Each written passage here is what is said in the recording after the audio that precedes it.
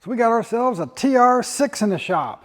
It's actually the first one I've had in the new shop since I moved.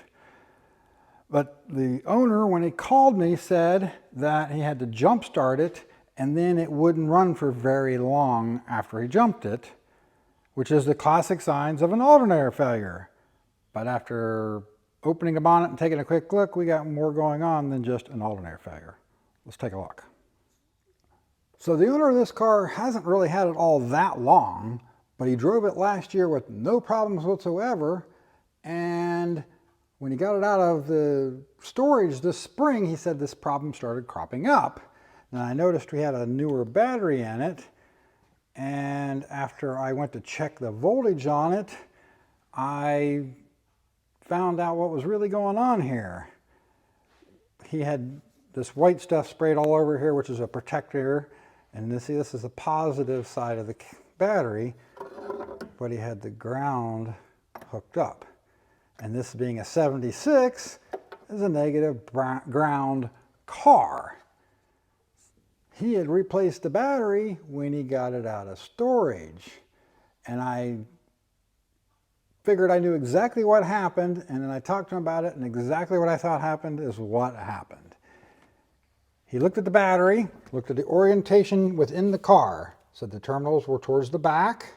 This battery cable was on this side, this was on this side. Took the battery out, took it into the part store, and of course you can see what part store he got it at.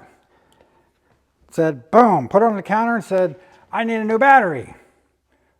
They gave him a new battery. He brought it back to the car, stuck it in the car exactly in the same orientation, and put the cables on in the same places. Problem is, they didn't give him the same battery that he took in. What he had in this car before was a 24R battery, which is a reverse terminal, and what they gave him was a straight 24. So I'm going to give you a little lesson in batteries so that when you go to buy batteries, you know enough to know if you're getting the wrong one or not.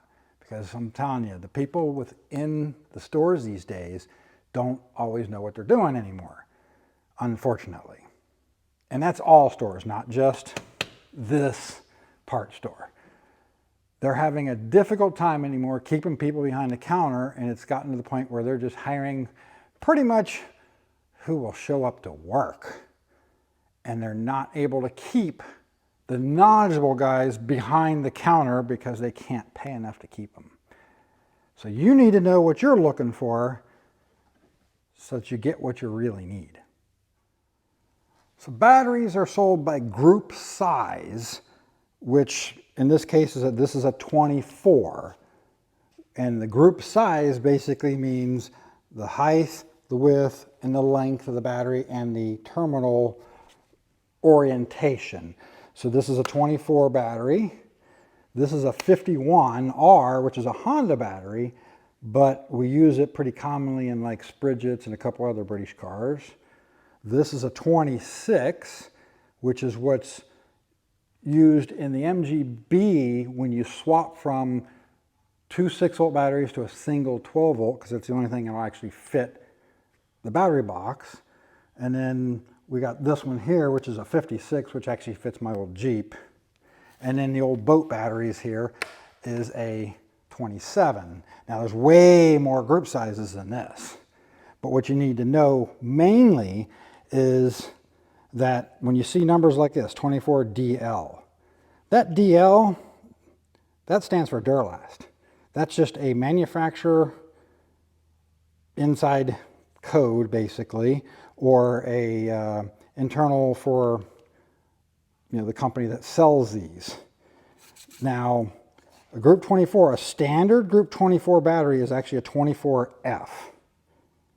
But a lot of companies will leave the F off and just do 24 only, like I was on here.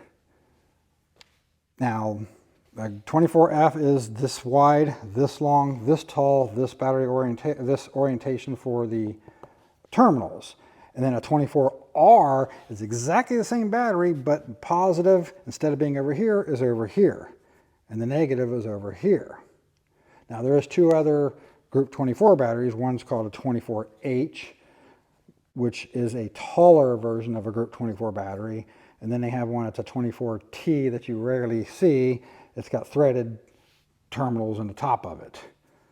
Now, there's also some other batteries, like I think a 78. They have what they call a DT, which is a dual terminal. Side terminals for the 80s Chevys or GM products, and top terminals both.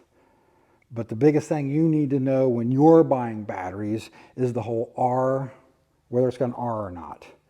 Now, when you look at this one here, it's got a bunch of letters, 56 PRMJ. The R does stand for reverse terminals, but the P, M, and J are all more or less an internal code that's kind of specific to either the retailer or the manufacturer of that battery. And they all have a meaning, but when you're buying a battery, you just need to know what you're looking for. So if you go in here and you take one that says 24 and they hand you one that says 24R, it's not going to fit. Or if you got one that says 24R and they hand you a 24, it's not going to fit. Now, one other clue, when you start putting it in there, if you don't realize it, the positive terminal is 3/4 of an inch in diameter. The negative terminal is only 5/8. So if you have to spread the ground apart to get it over the terminal, that's the first sign that something's wrong. So if you see here, that terminal is closed up about as far as you can go, and it still doesn't really fit tightly. Where this one's spread as far as you could go on the bolt to even get it up over there at all.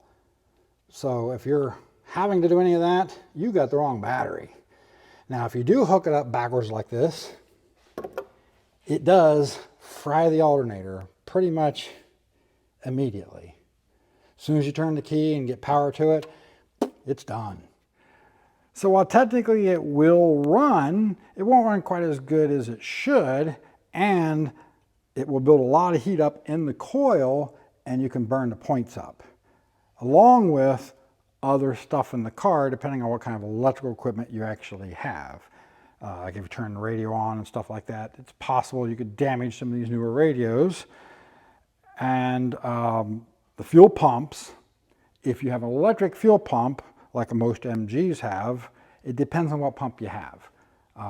Some of the SU pumps will go either way, and some of them won't, and a lot of the aftermarkets won't.